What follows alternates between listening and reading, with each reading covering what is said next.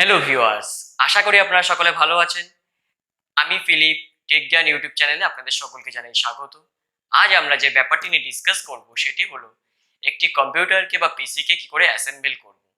তো এই অ্যাসেম্বলিং এর জন্য আমরা যে সমস্ত জিনিসগুলোকে বেছে নিয়েছি সেগুলো হলো একটি গিগাবাইটের motherboard, model number H61, Intel core i3 third generation processor, 4 GB DDR3 RAM, 1 TB hard disk, 120 GB SSD ও ক্যাবিনেট SMPS। তো বন্ধুরা চলুন শুরু করা যাক। আমরা দেখে নিই কী করে অ্যাসেম্বলিংটি করা যায়। তো বন্ধুরা প্রথমে আমরা যে কানেকশানটি করব সেটি হলো ফ্রন্ট প্যানেল কানেকশান। একটু ব্র্যান্ডেড কোয়ালিটির মাদারবোর্ড হলো সেখানে আপনার লেখাই থাকবে। দেখুন এখানে লেখা রয়েছে এফ প্যানেল। তো এই এফ প্যানেল মানে ফ্রন্ট প্যানেলে আমরা কানেকশানটি করব। এখানে আমরা ডায়াগ্রামটি দিয়ে দিলাম আপনাদের বোঝার সুবিধার্থে। আপনারা চাইলে পজ করে ভিডিওটি ডায়াগ্রামটিকে দেখে নিতে পারি।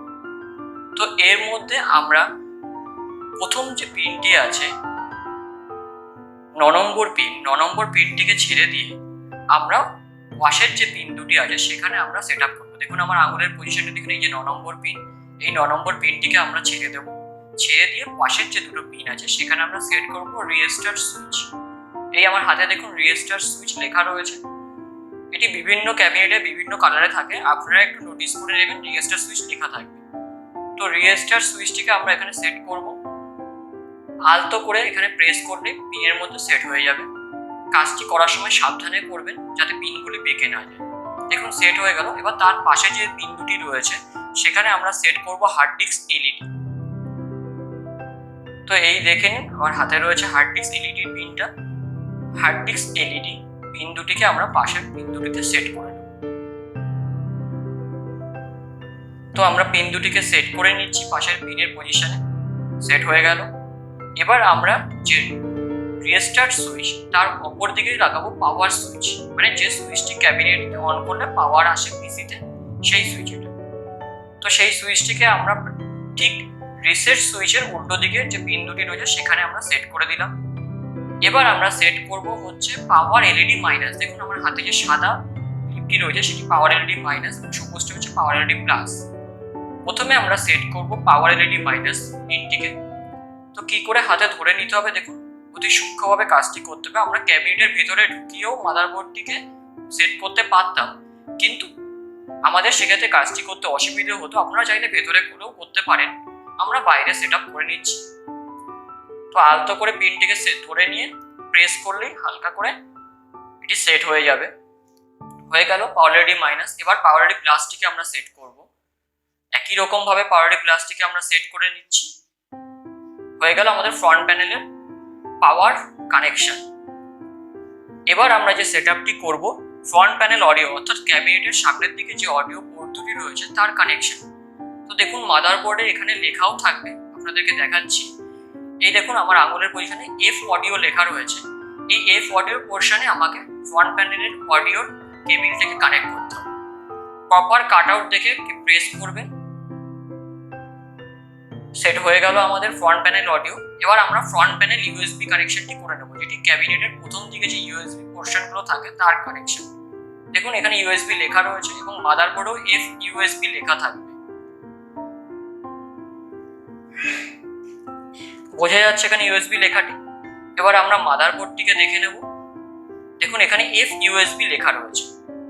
একই রকম ভাবে পজিশন দেখে আমাকে সেটআপটি করে নিতে হবে। আলতো করে প্রেস করলে সেট হয়ে যাবে। তো আমরা সেট করে নিচ্ছি। হয়ে গেল সেটআপ। এবার মাদারবোর্ডটিকে আমাকে ক্যাবিনেটের মধ্যে বসিয়ে নিতে হবে। আলতো করে বসাবেন যাতে কোনো রকম ভাবে কোনো ক্ষয়ক্ষতি না হয়। কেবিলগুলোকে প্রপারলি সাইড করে নিয়ে আমরা মাদারবোর্ডটিকে বসিয়ে নিলাম। এবার আমাদের যে কাজটি করতে হবে মাদারবোর্ডটিকে স্ক্রু দিয়ে টাইট করে নিতে হবে। তো আমরা স্ক্রু দিয়ে টাইট করে নিচ্ছি যাতে কোনো রকম ভাবে মাদারবোর্ডটি নড়াচড়া না করে, সেক্ষেত্রে আমরা স্ক্রু দিয়ে টাইট করে দেবো। এবার আমাদের যে কাজটি করতে হবে এসএমপিএস এর সঙ্গে মাদারবোর্ডের কানেকশন। এসএমপিএস আপনারা জানেন যে এসএমপিএস পাওয়ার সাপ্লাই করে, মাদারবোর্ডে যে পাওয়ারের প্রয়োজন হবে তা এই কানেকশনের মাধ্যমে সমস্যাটি মিটে যাবে। তো ক্লিপগুলোকে দেখে নেবেন। ক্লিপগুলোকে দেখে নিয়ে আপনাদেরকে মাদারবোর্ডের সঙ্গে এই পাওয়ার কানেকশনটি করতে হবে। দেখুন উপর দিকে একটি ক্লিপ রয়েছে এবং মাদারবোর্ডেও একটি ক্লিপ থাকবে। সেই ক্লিপের মুখগুলোকে একই দিকে রেখে পিনের পজিশনগুলোকে সমানভাবে রেখে আলতো করে প্রেস করলেই এটি সেট হয়ে যাবে। দেখুন এটি হচ্ছে এই সকেটে আমাদেরকে সেট করতে হবে। সকেটটি আপনারা দেখে নিন ভালো করে কোন সকেটে সেট করতে হবে। এই পিনগুলোকে এই আমরা সেট করছি, হয়ে গেল সেট আপ। এরপরে আমাদের থাকবে আরো একটি পাওয়ার, যেটি হচ্ছে 4 পিনের। এটিরও একই রকম ভাবে একটি ক্লিপ থাকবে। দেখুন আমার আঙুলের কাছে ক্লিপটি রয়েছে এবং মাদারবোর্ডেও এরকম ক্লিপের টাইট হওয়ার জন্য একটি কাট আউট রয়েছে ওখানে। একই রকম ভাবে ওখানে বসিয়ে একটু হালকা করে প্রেস করলে পরে ক্লিপটি বসে যাবে। দেখে নিন আপনার পিনগুলোকে ভালো করে, এবং মাদারবোর্ডের ওই 4টে পিনের অপশানই আমাকে বসাতে হবে। তো আমরা ক্লিপের কাট আউট ওয়াইজ আমরা বসিয়ে নিচ্ছি, প্রেস করে দিলাম। এবার আমাদের হয়ে গেল এসএমপিএস এর সঙ্গে মাদারবোর্ডের কানেকশন। এবার এটা হলো আমাদের প্রসেসর ফ্যান। প্রসেসর ফ্যানের কোনো ফ্যানে আপনার ক্লিপ থাকে, কোনো ফ্যানে আপনার স্ক্রু থাকে। যেরকম ফ্যান স্ক্রু থাকলে স্ক্রু টাইট করতে হবে, ক্লিপ থাকলে ক্লিপ আপনাকে প্রেস করে সেট আপ করতে হবে। এটি রইল আমাদের প্রসেসর।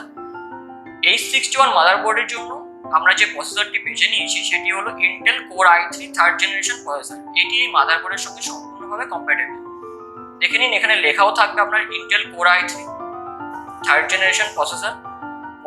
প্রসেসরের আপনার কাট আউট এবং উপরে একটি মার্ক করা থাকবে, অ্যারো করা থাকবে। সেই অ্যারো এবং মাদারবোর্ডেও একটি অ্যারো করা থাকবে। সেই অ্যারোর পজিশন এবং কাট আউট দেখে আপনাকে বসাতে হবে। তো আমরা লকটিকে প্রথমে খুলে নিলাম, প্রসেসরের লকটি। এবার এখানে একটি কভার করা থাকবে যাতে প্রসেসরটি কোনোভাবে ক্ষতিগ্রস্ত বা প্রসেসরের পিনগুলো ক্ষতিগ্রস্ত না হয় মাদারবোর্ডের। কভারটিকে আমরা খুলে নেওয়ার পরে এখানে দেখুন পিনগুলি প্রতিটি সুস্পষ্টভাবে বোঝা যাচ্ছে। এর মধ্যে যে কোনো একটি পিনও ক্ষতিগ্রস্ত হলে আপনার কম্পিউটারটি ঠিকঠাকভাবে কাজ নাও করতে পারে। তো দেখুন এখানে মার্ক করা থাকবে, এই দেখুন এখানে মার্ক করা রয়েছে। এবার আমরা প্রসেসরটিকে এখানে সেট করব। অ্যারো কোথায় রয়েছে আপনাকে একটু ভালো করে দেখে নিতে হবে। মাদারবোর্ডের মধ্যে প্রসেসরের অ্যারোটা কোথায় রয়েছে দেখে নিন। প্রসেসরের এখানে পেছন দিকটাতেও অ্যারো রয়েছে। দেখুন অন্য কোনো সাইডে কিন্তু অ্যারোটাই নেই, একটা সাইডে একটি ছোট্ট করে অ্যারো কাটা রয়েছে। এবার উল্টো দিকেও দেখুন, যেদিকে লেখা রয়েছে সেদিকেও একটি ছোট্ট করে অ্যারো করা যাতে আপনার বোঝার সুবিধা হয়। এবং দেখুন আমার আঙুলের কাছে কাট আউট রয়েছে।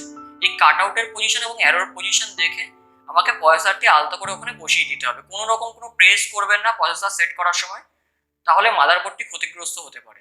তো আলতো করে আমরা বসিয়ে নিচ্ছি প্রসেসরটিকে। প্রপার পজিশনে বসে গেল প্রসেসরটি। এবার আমাদের যেটি করতে হবে, প্রসেসরের উপরে আমাদের একটু থার্মাল পেস্ট লাগিয়ে নিতে হবে। দেখুন আমার আঙুলে থার্মাল পেস্ট রয়েছে। এই থার্মাল পেস্টটিকে আমাদের প্রসেসরের উপরের দিকে ভালো করে লাগিয়ে নিতে হবে। এই থার্মাল পেস্টের কাজ হবে যাতে প্রসেসরটি হিটটিকে কন্ট্রোল করে। তো আমরা প্রসেসরের উপরে থার্মাল পেস্টটিকে সেট করে নিচ্ছি ভালো করে। এই থার্মাল পেস্টটি দেখবেন অন্য কোথাও না লাগে, প্রসেসরের উপরে যেন প্রপারলি লাগানো হয়। তো আমরা ভালো করে প্রসেসরের উপরে থার্মাল পেস্টটিকে লাগিয়ে নিচ্ছি। আমাদের প্রসেসরের উপর থার্মাল পেস্টটি লাগানো হচ্ছে। এবার প্রসেসরের উপর থার্মাল পেস্টটি লাগানোর পরে আমরা প্রসেসর ফ্যানেও থার্মাল পেস্টটি লাগিয়ে দেব, যাতে প্রসেসর ফ্যানের থার্মাল পেস্ট এবং প্রসেসরের থার্মাল পেস্ট দুটো মিশে যায় এবং মিশে গিয়ে প্রসেসরটিকে সবসময় ঠান্ডা রাখতে পারে এবং আপনার পিসিটি ঠিকঠাকভাবে যাতে কাজ করতে পারে, হিট হয়ে কম্পিউটার না বন্ধ হয়ে যায়। এবার আমরা প্রসেসরের লকটিকে লাগিয়ে নেব। প্রসেসরের লকটি লাগানোর সময় আপনারা একটু যত্ন রাখবেন, যত্ন করে কাজটি করবেন যাতে কোনো সমস্যা না হয়। দেখুন এখানে একটি ক্লিপ রয়েছে, ক্লিপটিকে উপর দিকে তুলে উপরের কভারটিকে প্রপারলি বসিয়ে আমাকে ক্লিপটিকে আবার লক করে দিতে হবে। তো এই দেখুন ক্লিপটিকে আমি লক করে দিচ্ছি, আলতো করে প্রেস করলে ক্লিপটি লক হয়ে যাবে। এবার এর উপর আমাকে প্রসেসর ফ্যানটিকে বসিয়ে নিতে হবে। যেহেতু এটি ক্লিপ আছে, প্রসেসর ফ্যানে কোনো স্ক্রু নেই, সেহেতু ক্লিপগুলোকে প্রেস করলে পরে আপনার প্রসেসর ফ্যানটি টাইট হয়ে যাবে। আপনারা একটা জিনিস লক্ষ্য রাখবেন, যেটা হলো প্রসেসর ফ্যানটি যেন নড়াচড়া না করে, টাইটটা ঠিক করে হয়, না হলে প্রসেসর ফ্যানটি পরে খুলে যেতে পারে। দেখুন প্রসেসর ফ্যানটি নড়ছে না, আমরা টাইট করে নিয়েছি প্রপারলি। এবার আমরা যে কাজটি করবো সেটি হলো র্যামটি সেট আপ করবো। এটি DDR3 1333 FSB 4GB র্যাম। দেখুন DDR3, DDR4, DDR2 প্রতিটি র্যামের কাট আউট আলাদা আলাদা হয়। আপনারা যখন সেট করবেন মাদারবোর্ডের র্যাম স্লটের কাট আউট এবং র্যামের কাট আউট লক্ষ্য করে দুদিকে দুটো ক্লিপকে সরিয়ে দিয়ে র্যামটিকে বসিয়ে আলতো করে দু মাথা প্রেস করলেই র্যামটি বসে যাবে নিজস্ব স্থানে। তো আমরা সেইভাবে সেট আপটি করে নিচ্ছি, দু হাত দিয়ে দু মাথায় চাপ দিচ্ছি, র্যামটি টাইট হয়ে আটকে গেল মাদারবোর্ডের সঙ্গে। এবার আমরা যে কানেকশনটি করব প্রসেসর ফ্যানের সঙ্গে মাদারবোর্ডের কানেকশন। এই ফ্যানটি চলার জন্য যে পাওয়ারের দরকার পড়ে সেটি এই মাদারবোর্ড থেকেই নেবে।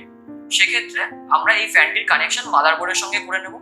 দেখুন এখানে মাদারবোর্ডের সিপিইউ ফ্যান লেখা থাকবে এবং প্রসেসর ফ্যানের কাট আউট দেখে, ফ্যানের যে পোর্টটি রয়েছে পোর্টের কাট আউট দেখে এবং মাদারবোর্ডে দেখুন এখানে লেখা রয়েছে, আমি আঙুল দিয়ে আপনাকে নোটিস করাচ্ছি, এখানে সিপিইউ ফ্যান লেখা রয়েছে। ঠিক ওই একই পজিশনে আপনাকে সেট করতে হবে এবং কাট আউট দেখে সেট করতে হবে। দেখে নিন আমাদের প্রসেসর ফ্যান সেট আপ হয়ে গেছে। এবার আমরা যে সেট আপটি করবো সেটি হলো হার্ড ডিস্ক। এটির হলো একটি সাটা কেবিল, যে কেবিলটি আমাদের ডেটা ট্রান্সফারের জন্য কাজে দরকার হবে। তো আমরা প্রথমে মাদারবোর্ডে এই সাটা কেবিলের একটি প্রান্ত লাগিয়ে নিচ্ছি, আলতো করে প্রেস করলেই সেট হয়ে যাবে কাট আউট দেখে। অপর প্রান্তটি আমরা সেট করব হার্ড ডিস্কের সঙ্গে। তো কোন পজিশনে আমরা সেট করছি, কোন পোর্শনে সেট করছি আপনারা দেখে নেবেন। এরপর রইল এসএমপিএস থেকে হার্ড ডিস্কের আপনার পাওয়ার কানেকশন। হার্ড ডিস্কে আমরা পাওয়ার কানেকশনের যে পোর্টটি রয়েছে সেটিকে আমরা সেট করে দিলাম আলতো করে প্রেস করে। এবার স্ক্রু দিয়ে হার্ড ডিস্কটিকে আমরা টাইট করে দিচ্ছি। আমরা হার্ড ডিস্কটিকে স্ক্রু দিয়ে টাইট করে দিচ্ছি যাতে হার্ড ডিস্কটি নড়াচড়া কোনো রকম ভাবে না করতে পারে। হার্ড ডিস্কটি আমাদের টাইট হয়ে গেছে। আমাদের আরেকটি রয়েছে এসএসডি। এসএসডির জন্য আমাদের ডেটা ট্রান্সফারের জন্য আরেকটি সাটা কেবিল প্রয়োজন, যে কারণে আমার হাতে রয়েছে একটি সাটা কেবিল। এই কেবিলের দেখে নিন প্রান্তগুলি। এবার একটি প্রান্ত আমি লাগিয়ে নিচ্ছি আমার এসএসডির মধ্যে। পোর্টের পজিশন দেখে আপনার সাটা কেবিলটি সেট করতে হবে। দেখে নিন কাট আউটটা কিরকম রয়েছে এবং সাটা কেবিলের কাট আউটটা দেখে নিন। একই রকম ভাবে মুখ নিয়ে আলতো করে প্রেস করে দিন, সেট হয়ে যাবে। এবার আপনি লাগিয়ে নিন পাওয়ার কানেকশনটি এসএসডির। আমরা লাগিয়ে নিচ্ছি এসএসডির পাওয়ার কানেকশন। পিনগুলোর পজিশনটা দেখে নিন, ক্লিপটিকে আলতো করে প্রেস করে দিলাম, সেট হয়ে গেল। এবার আমরা এসএসডিটিকে ক্যাবিনেটের সঙ্গে স্ক্রু দিয়ে টাইট করে নেব। দেখে নিন আমাদের টোটাল সেটআপটি কমপ্লিট হয়ে গেছে। আমরা ওয়্যারগুলিকে ড্রেসিং করে নিয়েছি যাতে জিনিসটি দেখতে সুন্দর লাগে। টোটাল সেটআপ আমাদের কমপ্লিট।